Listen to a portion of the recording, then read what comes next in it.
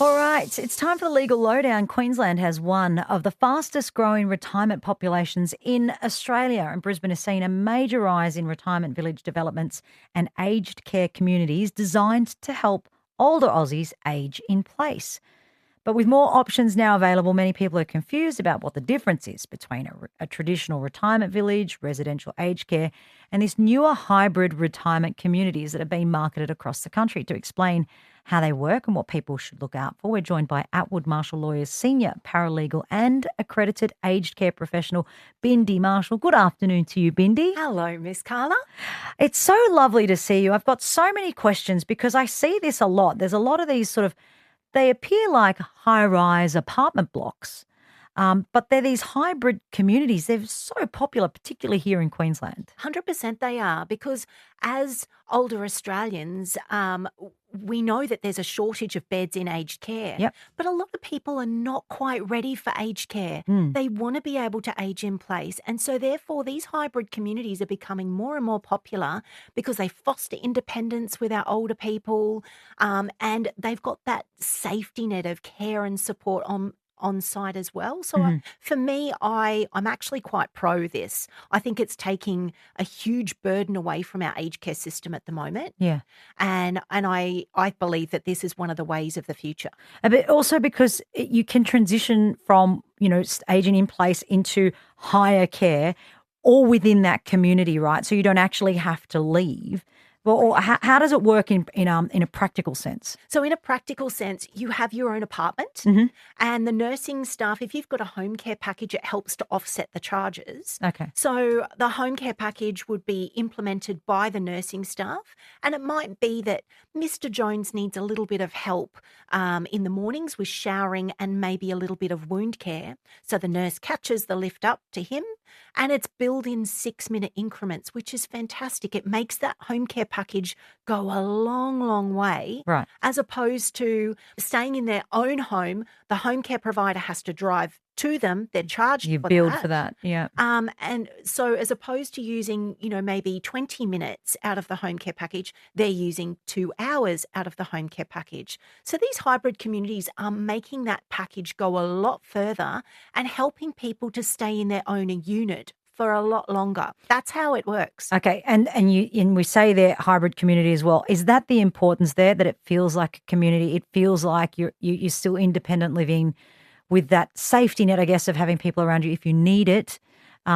Because my experience of aged care or respite care is very clinical and, end of day stuff. That's my experience. So this is Correct. very different to that. That's right.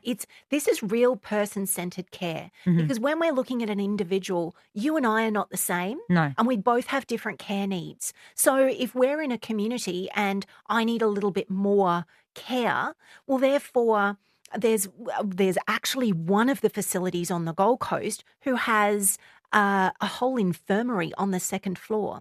So if you come down with the flu, they can take you down to that infirmary and keep you monitored for, a couple of days, patch you up enough to make sure you're okay, and then back up to your unit you go. So there's they are keeping people out of the hospital system. Great. They are helping people to feel comfortable and age in place in their own home and maintain that independence. They have doctors on site. They have mobile dentists that come in. They have physios. Can I move in? Yes, right. I saw one last Thursday. They also have what's called like a memory lane.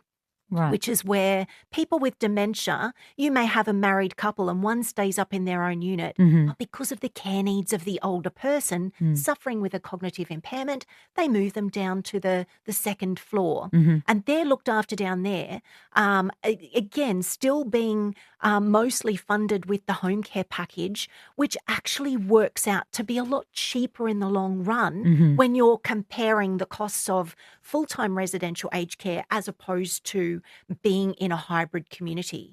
So I'm actually quite pro for this because I do believe that the staffing of these facilities is far greater than it is in a permanent residential. Is that because it's a private enterprise situation? Is it because it's privately run and owned and operated?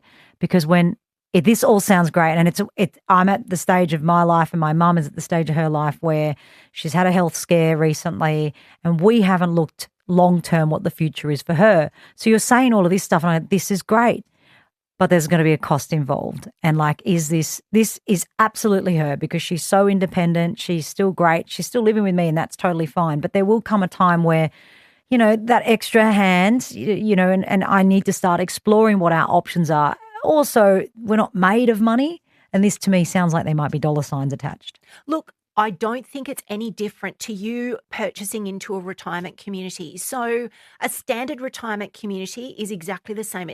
This all comes under the Retirement Village Act. So when you purchase into a hybrid community, you have an ingoing contribution.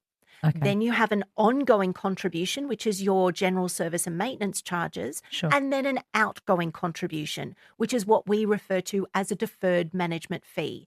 Now, there's always a lot of negative talk about deferred management fees, but when the person signs in there, they have a whole lifestyle. They have concierge on site. They have their meals. All of these things come into play. And that deferred management fee is how the scheme operator gets paid in the end. So some of them are 25% on the ingoing contribution. Okay. Whether you get to share in a share of the capital gain or capital loss, it's all outlined in the contract. So some people, when they sell their home, are cashed up enough to actually prepay that deferred management fee. So when the family have to take over, if something does happen, then they're not shocked by, The cost is oh there, my yeah. goodness, we have to pay this fee.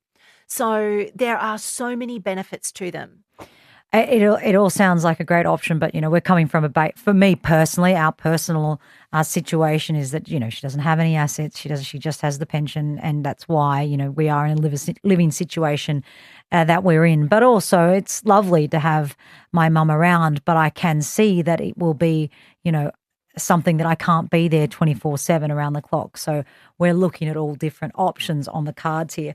I guess you've got to understand the finer print before you sign up for these sorts of things. What are the sort of terms and conditions, or what are the things we should look out for in terms of fee and contract conditions before signing up to one of these communities? Well, I think that's where you've got to really seek independent legal and financial advice. It's important to understand both components, Yep. what your obligations are as a member of the community. Yeah. And then you've got to understand the financial aspects. Like I said, ingoing, ongoing, outgoing contributions. Really, really important, because that way you can break down your finances and make sure you're not going to run in the red. You have to stay in the black and make sure that your cash flow matches up. Yeah. The only other thing I would suggest, someone like yourself going, look, mum doesn't have any assets. There are a couple of hybrid communities that have a rental situation in place and Right. have a long-term rental. So that's something that perhaps you could look at. Some of them offer it, some of them don't, but it's up to you to go in with your little list of expectations to say, look, this is what mum needs. Yeah. What do you offer Yeah. in terms of that? And then make sure you look at her pension or whatever income stream she has, to make sure that those two align. And even if you had to tip in a little bit more, that might help to foster and maintain her independence. Because maybe that's another misconception. I always thought that you had to pay for these things up front. That once you sold the family home that you lived in with your loved one or whatever, your family, you raised your family, whatever, that you know, money would immediately go into that. You need at least $500,000 to buy into these communities, and that's it. And look, majority of them, you are correct. But there are very few of them that are looking at this going, well, listen, we've got a whole area of the community that can't actually afford to Yeah. purchase in here. So what can we do for them? Yeah. So, yeah. And I think for the future as well, Bindy, like we're looking at a situation right now with this housing affordability and housing crisis where there are so many more of us renting than being able to afford their own home. And what does that look like in the future for people who haven't been able to build equity in a home to be able to then sell it at the end of days where they might want to, you know, assisted living or, you know, retire comfortably in their own unit like this community you're speaking of, that there are so many popping up around the country to be able to use that equity that they've sold from their home. If you're renting, you don't have that safety net. So I'm glad that they're looking at that through a different lens because, it may not be now or the next 10 years, but certainly in the next 10, 15, 20 years, we're going to start looking at an older generation of Aussies who haven't been able to get their foot in the door, who now need options. That's right. And remember, we're hitting baby boomer section. We all knew this was coming. Yeah. So, when I looked at the Gold Coast statistics the other day, we have 5,500 aged care beds sitting on the Gold Coast. Now, majority of them are occupied unless there's been movement within that facility.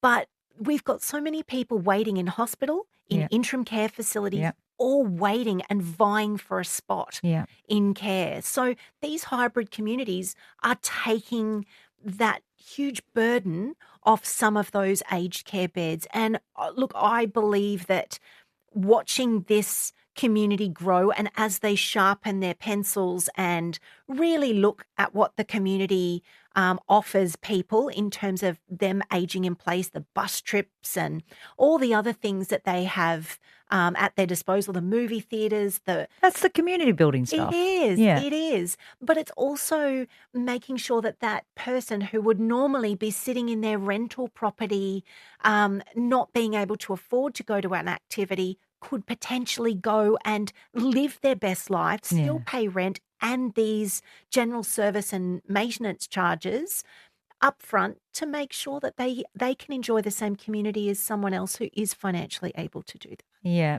I think it's so important, this information that you give us, that there are options out there and there are people like yourself who are so knowledgeable and live and breathe this stuff. I love your passion as always.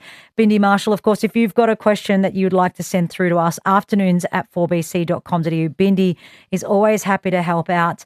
Finally, I guess, what's one piece of advice you would give someone if they're, thinking about a hybrid retirement community? What's, finding out what's the right fit for them? What's one awesome tip you could give us? Well, I think making a list.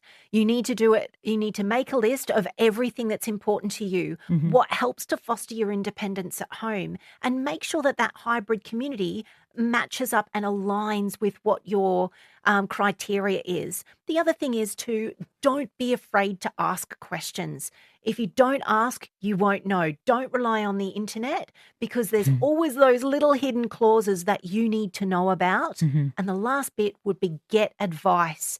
Get advice on what you are looking at to make sure you can afford it, both financial and legal. Bindy Marshall, it's always a pleasure to have you here. We can't wait to pick your brain on the next topic. Have a great afternoon and we'll see you soon. Thanks for having me, Carla. Bindy Marshall there from Attwood Marshall Lawyers, Senior Paralegal and Accredited Aged Care Professional. Like I said, if you've got any questions you're thinking of, and we can get them to Bindy and perhaps get her on at another time soon, afternoons@4bc.com.au.